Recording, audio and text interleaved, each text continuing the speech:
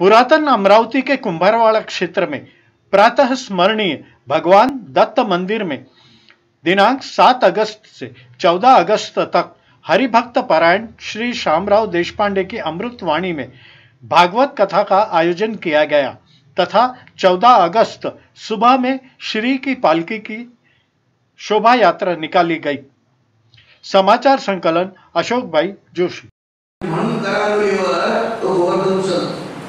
कोणी जीव अवतार नाही घेऊ शकत। अवतार धारण करण्याची क्षमता प्रत्येकाने काहीतरी साधना केली आणि त्या अर्जुनाला भूमापुरुषाचं दर्शन करून दिलं, समुद्रात घेऊन ही कथा आहे। सुभद्रा हरण भगवंताची बहीण आहे सुभद्रा आणि अगदी दशमस्कंदाच्या शेवटच्या अध्यायात या दोन कथा आहेत।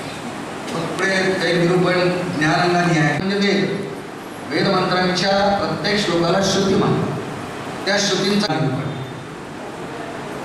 आणि त्यामध्ये भगवंतांनी निर्माण केलेली अद्भुत स्वर्णनगरी द्वारिका हिचं वर्णन शेवटच्या अध्यायात। ती द्वारिका नगरी कशी होती आपण ते वर्णन आधी ऐकलं नाही, व्यासांनी आधी केलंय।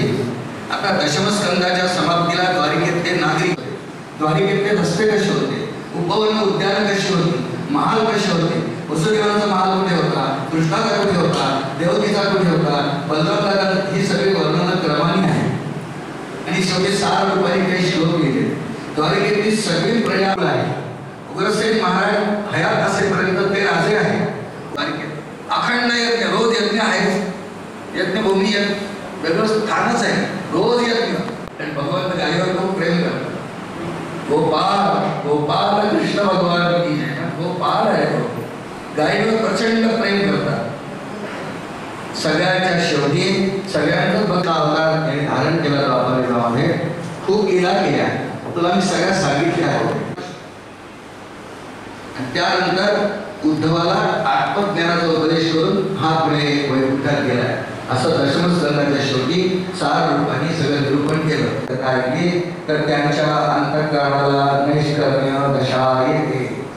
आता म्हणजे म्हणून दशमस्कंद बघा, बहुतेक ठिकाणी जेव्हा भागवत कथा असते ना इथे नाही केला आपण दशमस्कंदाचा हवन, तर पूर्ण भागवत ग्रंथाच्या प्रत्येक श्लोकात हवन करणं शक्य नसेल, इथे उल्लेख आहे दशमस्कंदाचा हवन। पूर्ण भागवत ग्रंथ वाचायला, संवेदना वाचायला वेळ नाही, पुढे परगावी गेलो, तीर्थक्षेत्राला गेलो। मंदिर संस्थान कुंभारवाडा अमरावती यांच्यातर्फे अधिक मासानिमित्त यावर्षी आम्ही दर अधिक मासात वेगवेगळे कार्यक्रम घेत असतो। यावर्षी आम्ही श्रीमद भागवत कथा ज्ञानयज्ञ हा कार्यक्रम दिनांक 7 ऑगस्ट ते 14 ऑगस्टपर्यंत